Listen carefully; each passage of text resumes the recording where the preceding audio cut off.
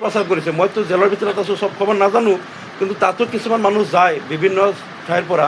তাত কেইজনমান মানুহে মোক কৈছে কংগ্ৰেছীবিলাকে কৈ আছে, কৈছে আমাৰ MLA কৈ আছে, কৈছে তেওঁই বোলে হিমন্তৰ লগত মিলি অলপ টকা পইচা খৰচ কৰি আপোনাক ভিতৰত ৰাখিছে যাতে আপুনি নিৰ্বাচন কৰিব নোৱাৰে, হেৰি কৰিব। এইটো কংগ্ৰেছীবিলাকে বোলে প্ৰচাৰ কৰি আছে। এইটো ৰূপহীৰ MLAৰ কথা কৈছে, তাত কেইজনমান মানুহে কৈছে। এতিয়া কোনে প্ৰচাৰ কৰি আছে, কি কথা, ভিতৰত আহি পেলাই কিছুমান হাজতি নতুনকৈ এৰেষ্ট হোৱা মানুহ আহি পেলাই কৈছে তেওঁলোকে কেনেকৈ প্ৰচাৰ কৰি আছে ফিল্ডত। কোনে প্ৰচাৰ কৰিছে? কংগ্ৰেছী কৰ্মীবিলাকে। এতিয়া মই নাজানো, তেওঁলোকে জানে। তেওঁলোকক কি কাৰ লগত কি কৰিছে এইবিলাক মই আজি এইমাত্ৰ ওলাই আহিছোঁ, খবৰবিলাক ল'ব লাগিব। মই কিন্তু বাকী গম নাপাওঁ তেওঁলোকে এনেকুৱা এটা অপপ্ৰচাৰ কৰা বুলি মই ভিতৰৰ পৰা গম পাইছোঁ। আৰু তাৰপিছত আৰু এটা আটাইতকৈ ডাঙৰ কথাটো হ'ল, মুখ্যমন্ত্ৰী হিমন্ত বিশ্ব শৰ্মাই 1 বছৰৰ কাৰণে মোক ডিটেইন কৰাৰ অৰ্থ আছিল যে মই অহা 14 মে' তাৰিখে মই ওলাম, আৰু মই যাতে এইবাৰ বিধায়ক হ'ব নোৱাৰোঁ।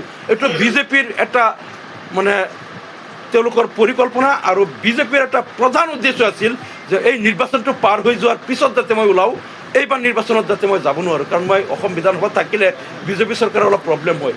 তেওঁলোকে বাজেটত যিবিলাক মানে ফুপুলা প্ৰতিশ্ৰুতি দিয়ে, আৰু তেওঁলোক যিবিলাক নিৰ্বাচন কেন্দ্ৰিক হিতাধিকাৰী ৰাজনীতি কৰে, অসমৰ আন্তঃগাঁথনি উন্নয়নৰ খবৰ নাই, নিবনুৱা সমস্যা সমাধানৰ খবৰ নাই। অসমখনক আজি 1.5 লাখ কোটি টকাৰ ওপৰত ধাৰত পোত গৈছে।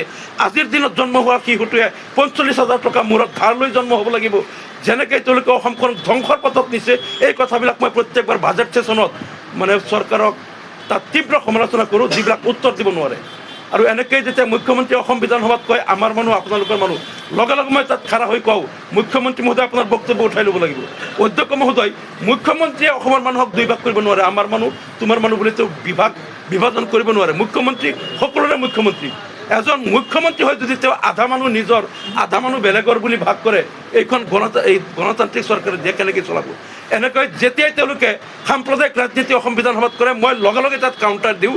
গতিকে তেওঁলোকে এটা পৰিকল্পনা কৰিছিল মই যাতে আৰু এবাৰ বিধায়ক হ'ব নোৱাৰোঁ, মই বিধায়ক হ'লে বিজেপিৰ বহুত প্ৰব্লেম হয়। কিন্তু মই আকৌ ধন্যবাদ দিছোঁ মহামান্য উচ্চ ন্যায়ালয়ক যে তেখেতসকলে ন্যায় দিলে মোক, আৰু চৰকাৰৰ এই ষড়যন্ত্ৰ আৰু চৰকাৰৰ এই চক্ৰান্ত আৰু চৰকাৰৰ যিটো গণতন্ত্ৰ বিৰোধী সিদ্ধান্ত, বিৰোধীৰ মুখ বন্ধ কৰাৰ, আৰু তেওঁলোকে যিবিলাক অগণতান্ত্ৰিক অসাংবিধানিক কাম কাজ চলাই আছে তাত যাতে মই মাত মাতিব নোৱাৰোঁ, তাৰ বিৰুদ্ধে যিটো চক্ৰান্ত কৰিছিল, এই কথাটো বুজি পাই মাননীয় উচ্চ ন্যায়ালয়ে আজি যিটো মোক ন্যায় প্ৰদান কৰিলে, মই উচ্চ ন্যায়ালয়ক ধন্যবাদ জ্ঞাপন কৰিছোঁ। আৰু অসমবাসীৰ প্ৰতি মই তাৰ সুবিচাৰ কৰাৰ কাৰণে অসমবাসীৰ প্ৰতি মই আবদাৰ জনাইছোঁ যে এই চৰকাৰ যদি গণতন্ত্ৰপ্ৰেমী চৰকাৰ হ'লেহেঁতেন, ভয়াতুৰ চৰকাৰ নহ'লহেঁতেন, তেনেহ'লে মোক ভয় কৰি তেওঁলোকে এনেকৈ ডিটেইন কৰি নাৰাখিলেহেঁতেন।